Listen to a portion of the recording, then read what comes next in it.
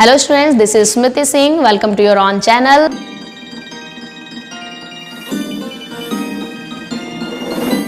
Today I am going to teach you about the life processes, and inside this life processes chapter I will teach you about a single topic, human digestive system. Okay, so I'll teach you this one very clearly and in very easy way. Okay, in some kinds of teaching you were thinking about that there are many difficulties to draw the diagrams. Okay तो diagram बनाने में बड़ी परेशानी होती है बच्चों को, तो मैं आपके सामने पहले से यहाँ पर ह्यूमन डाइजेस्टिव सिस्टम का डायग्राम बनाकर नहीं रखी हूँ ताकि मैं आपके सामने ड्रॉ करके बता सकूं कि ये कैसे सिंपल वे में डायग्राम आप ड्रॉ कर सकते हो और सारे पार्ट्स को भी आप लेवल कर सकते हो। सिंपली बायोलॉजी में क्या है कि आप बायो में जो डायग्राम ड्रॉ करते हो वो बहुत खूबसूरत एक ड्राइंग हो कोई मायने नहीं रखता, आपको सिंपली एक ऐसा neat and clean diagram present करना होता है जिसमें लेबलिंग बहुत अच्छे तरीके से वेल लेबल्ड हो। ठीक है, neat and clean and well labelled, सुंदर डायग्राम डजेंट मैटर। ओके, तो आपको यहाँ डायग्राम पे ये नहीं फोकस करना है कि वहाँ पर आप कितना सुंदर बना रहे हो, क्योंकि ये आपका ड्राइंग नहीं है। आपको सिर्फ वहाँ पर इंडिकेट करना है, लेबल करना है कि कौन कौन से पार्ट्स इस पूरे सिस्टम में इन्वॉल्व हैं। ठीक है, तो मैं आपको बहुत सिंपल वे में पहले डायग्राम बनाना बताऊंगी, फिर उस डायग्राम के बेसिस पे ही पूरा ह्यूमन डाइजेस्टिव सिस्टम मैं भी एक्सप्लेन करूंगी। Okay, then let's start. Simply आप क्या कर सकते हो, just start like this line. ये क्या है मैं अभी बताऊंगी। आप कुछ इस तरीके से स्टार्ट करो और ऐसा एक नीचे की तरफ आप ट्यूब लेकर आओ and just make a curve line like this. ठीक है, इस तरीके से आप कर्व लाइन बनाओ and just stop here. Okay, and now you can do like this. Okay, like this, बहुत सिंपल तरीका है।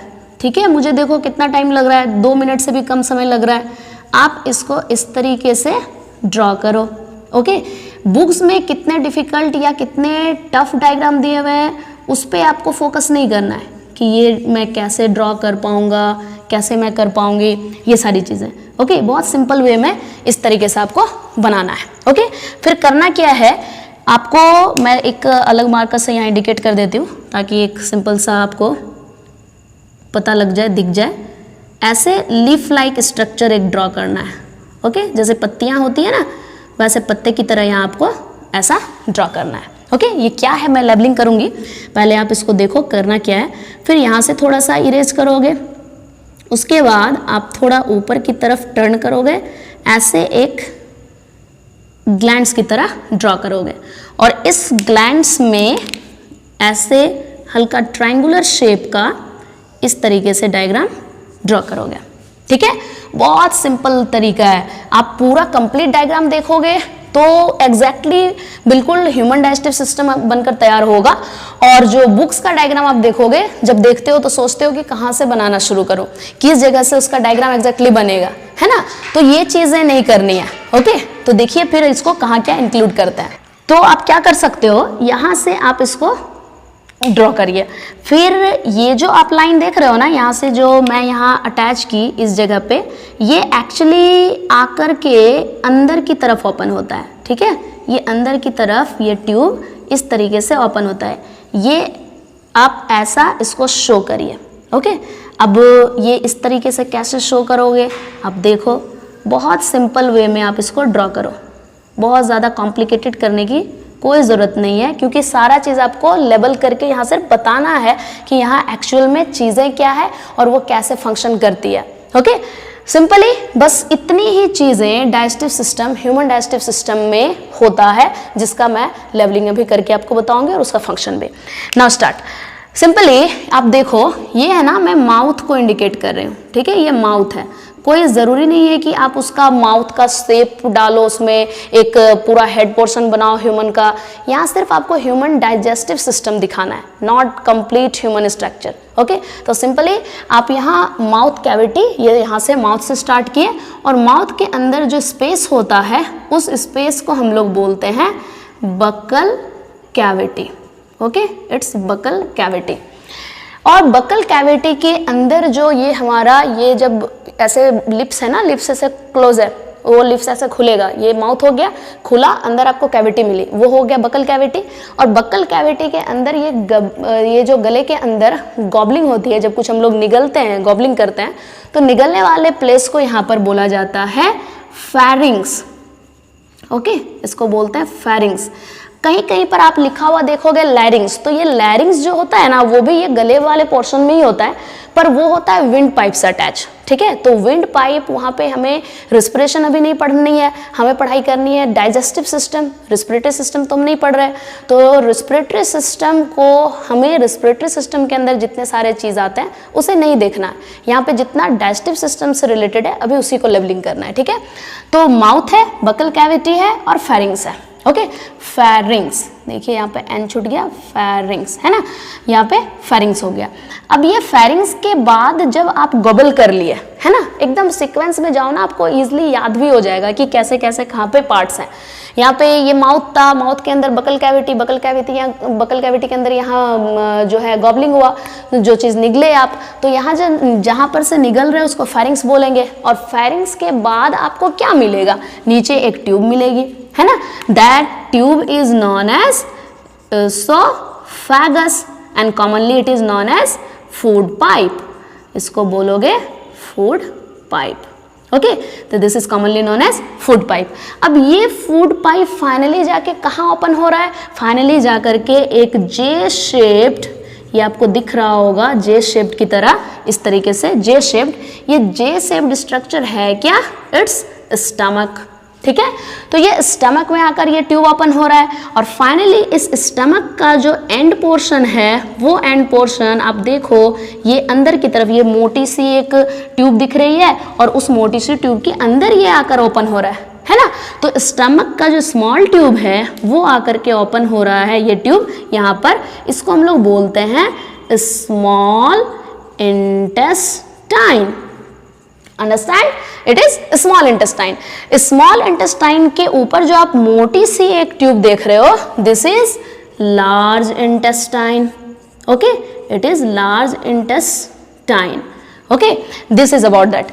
और इसमें क्या फैक्टफुल बातें हैं वो भी मैं बताऊंगी, पहले कंप्लीट लेवलिंग कर लीजिए, है ना।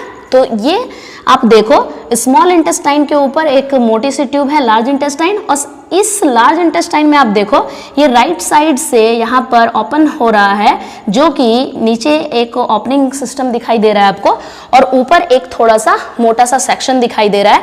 ये मोटा सेक्शन जो है ना, इसको बोलते हैं रेक्टम, और जो ये ओपनिंग पोर्स दिख रहे हैं उसे कहा जाता है anus. Okay, understand. Now see just opposite way. अब इस तरफ जो राइट साइड था, ये सारी चीजें थी ट्यूब के एंड में, और इधर जो लार्ज इंटेस्टाइन के एंड में ये पोर्शन देख रहे हो, this is known as appendix. Understand, it's appendix. See clearly, कितना सिंपल तरीके से ये ड्रॉ हो गया और बड़े सिंपल तरीके से ये लेबलिंग भी हो गया। ओके, अब क्या करना है ना, आप देखो ये अपेंडिक्स के पास ये जो आप स्टमक था, वो स्टमक से जो ट्यूब ओपन हो रहा था स्मॉल इंटेस्टाइन, वो स्मॉल इंटेस्टाइन देखो आकर के अपेंडिक्स के पास ओपन हो रहा है ना। तो अपेंडिक्स से थोड़ा सा ऊपर ही ये ओपन हो रहा है, तो ये ओपनिंग एरिया को बोला जाता है इलम। Okay, ILEUM, इलम। Okay, and this area where the stomach end portion and the starting of the small intestine, जो जहाँ पे स्टमक का अंत हो रहा है और जिस जगह से स्मॉल इंटेस्टाइन की शुरुआत हो रही है, that area is known as duodenum. Understand? It is perfectly labeled. And one more thing is need to add labelling. आप ड्रॉ किया हुआ है पर लेवलिंग अभी किया नहीं, तो ये जो लीफ लाइक स्ट्रक्चर है ना, ये लीफ लाइक स्ट्रक्चर को क्या बोलेंगे, it is pancreas. Understand, it is pancreas. और ये जो ब्लैक कलर का ग्लैंड दिखाई दे रहा है, it is simply known as gall bladder. Understand, it's gall bladder and the triangular shape is liver. Understand? This is perfectly mentioned. All the things that is included in the human digestive system, everything is clearly and well labeled. This is the well labeled diagram of human digestive system. It's very simple way. Okay? Now see. अब हमें ये जानना है कि इसमें क्या क्या चीजें एक्सप्लेन करनी है, इसका फंक्शन एक्सप्लेन करना है। फर्स्ट ऑफ ऑल, पूरे ह्यूमन डाइजेस्टिव सिस्टम में माउथ से लेकर एनस तक, इसको हम लोग पूरा का पूरा, माउथ जो स्टार्टिंग पॉइंट बोलते हैं और एनस जो होता है उसका एंड पॉइंट होता है। तो स्टार्टिंग माउथ से लेकर एंड पॉइंट एनस तक का जो डिस्टेंस होता है वो डिस्टेंस पूरे 9 मीटर होता है। This is about the fact about it. तो ये जरूर आप मेंशन कर लो, इस पूरे mouth to anus it is about what 9 metre length. Okay, ये 9 मीटर लंबा होता है, 9 metre long mouth to anus, and this mouth to anus area is simply known as what? Alimentary canal. Okay, alimentary canal. Understand? It is known as alimentary canal. Mouth to anus is alimentary canal and it is about 9 meter long. Now just you see about this complete alimentary canal have the longest and the largest part is small intestine. It is about 6.5 meter. Okay, आप सोच लो कि पूरा का पूरा mouth से लेकर anus तक 9 metre होता है और उस 9 मीटर में 6.5 मीटर का तो सिर्फ स्मॉल इंटेस्टाइन ही है। ओके, तो जस्ट सी, ये पूरे एलिमेंट्री कनाल के अंदर स्मॉल इंटेस्टाइन 6.5 मीटर का होता है और बाकी जितना बच गया उसमें ये सारी चीजें आती है। Okay, it is about the factful things. अब वो क्या हो गया ना, अब ये फैक्ट की बात, अब हम लोग एक एक करके डील करते हैं माउथ से कैसे ये स्टार्ट होता है डाइजेशन और बाकी चीजें। ठीक है, लेट्स से, ये जो माउथ है वो तो सिंपल सा क्या हो गया ना, यहाँ पे जब आपके लिप्स ओपन होंगे तो लिप्स से माउथ, ये लिप्स जो है वो माउथ बना रहा है और ये लिप्स ओपन होगा वही जाकर बकल कैविटी में ओपन होगा। ये जैसे ही लिप्स ओपन हुआ अंदर आपको बकल कैविटी मिल गया। ओके, तो लिप्स से बना हुआ पार्ट ही हमारा यहाँ पर माउथ है और उसके बाद अंदर जैसे जाओगे आपको मिल जाएगा buccal cavity.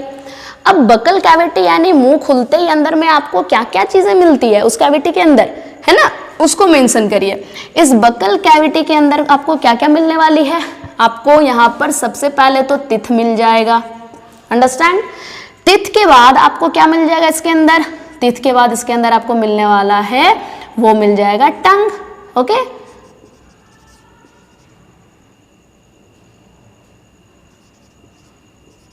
This is okay, this is teeth and tongue. Teeth, tongue और उसके अलावा क्या मिलने वाला है, इसके अलावा आपको टीथ, टंग के अलावा आपको मिलने वाला है salivary glands. Okay, salivary glands. Understand? Teeth, tongue and salivary glands. Buccal cavity के अंदर मेजरली आपको यही मिलने वाला है, teeth, tongue and salivary glands.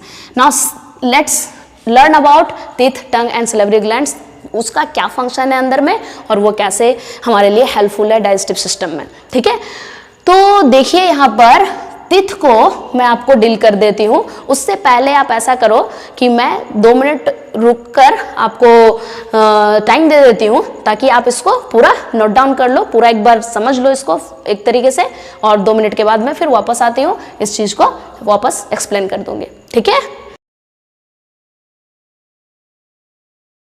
Okay, I hope आपने ये ड्रॉ कर लिया होगा। और चलिए मैं आगे फिर बता देती हूँ कि क्या चीज़ें हैं इसमें।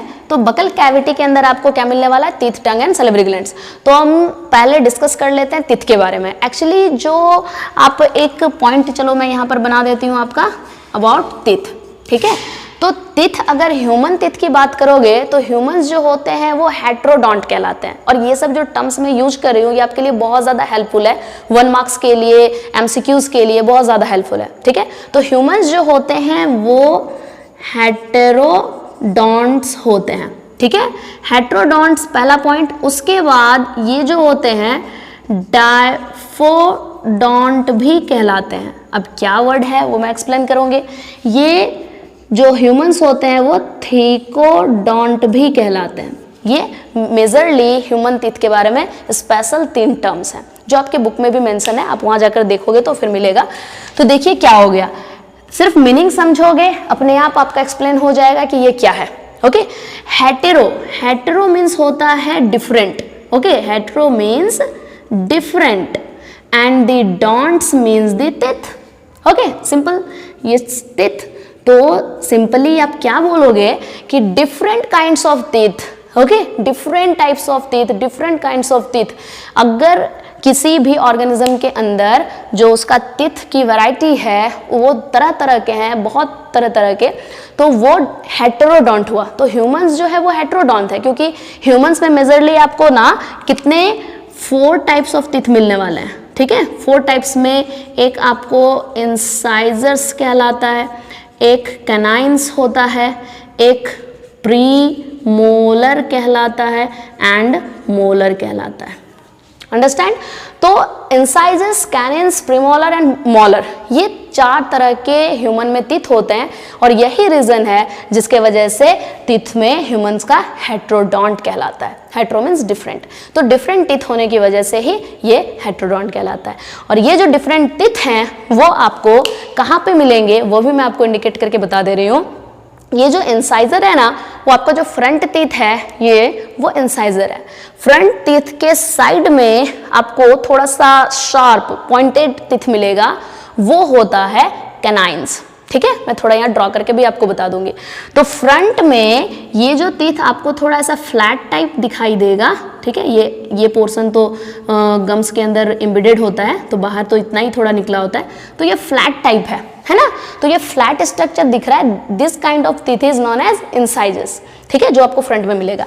और कैनाइंस वाले टीथ जो होंगे ना, ये गम आपका है, ठीक है, ये गम है और उस गम के बाहर टीथ कुछ इस तरीके से पॉइंटेड टाइप होगा, ठीक है, ऐसे पॉइंटेड टाइप। तो ये पॉइंटेड टाइप जो टीथ होते हैं ये कैनाइंस होते हैं। एंड प्री मोलर जो होता है वो इसमें ऐसे हल्के से इस टाइप के होते हैं, इस टाइप के, और ये गम के अंदर ये एम्बेडेड होता है।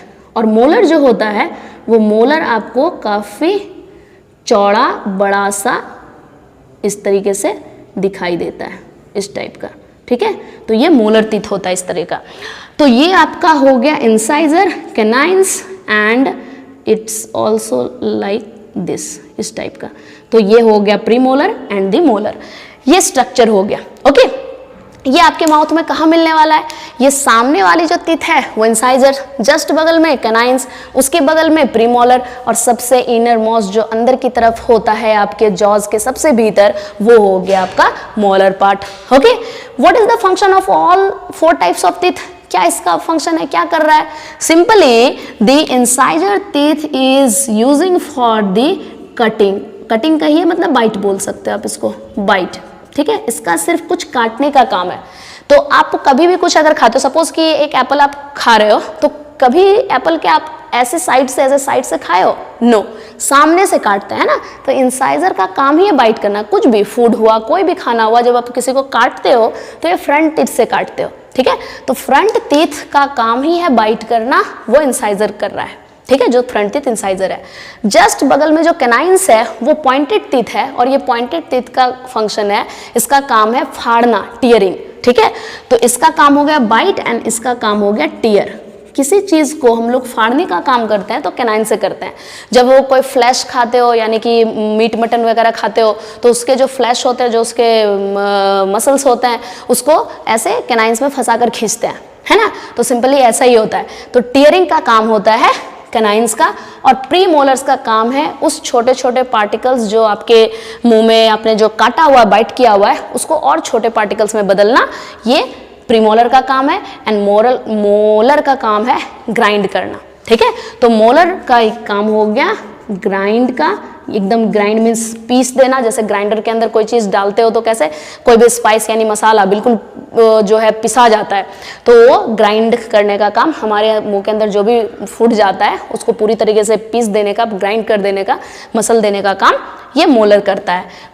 प्री मोलर क्या कर रहा है? ये सिर्फ स्मॉल पीसेस में कन्वर्ट कर रहा है। अंडरस्टैंड? तो माउथ के अंदर टीथ जो हो गया वो हेटेरोडोंट हो गया, जिसमें कि इंसाइजर्स बाइट करने का काम कर रहा है, कैनाइंस टीयर करने का काम कर रहा है, प्रीमोलर वो स्मॉल पीसेस में फूड को बांट रहा है, एंड मोलर ग्राइंड करने का काम कर रहा है। इट्स वेरी सिंपल, बड़े सिंपल से हैं। बस जैसे मैं पॉइंट वाइज इसको लिख रही हूँ ना, वैसे पॉइंट वाइज आप नोट कर लो, ठीक है। पूरे बुक्स आपको पढ़ने की जरूरत ही नहीं पड़ेगी। पूरा जो आप पैराग्राफ पढ़ोगे इतना हेडेक होगा। Don't need to read that ठीक है, वो पढ़ने की ऐसे रीड करने की कोई जरूरत नहीं है, just you make the points, ये पॉइंट्स आपको नोट करना है। तो this is about the heterodont, understand. Now move about next point, diphyodont. यहां भी सिर्फ मीनिंग का ही एक खेल है। Di means two, okay, understand, di means two, di मतलब ही टू होता है, एंड डाइफोडोंट मतलब टीथ, यानी टू टाइप्स ऑफ टीथ। अब बोलोगे अभी तो मैंने बोला कि 4 टाइप्स ऑफ टीथ होता है, अभी मैं बोल रही हूँ 2 टाइप्स ऑफ टीथ होता है। 4 types of teeth on the basis of their shape and their function. इसके शेप और फंक्शन के बेसिस पे यह 4 तरह का हो गया, ठीक है।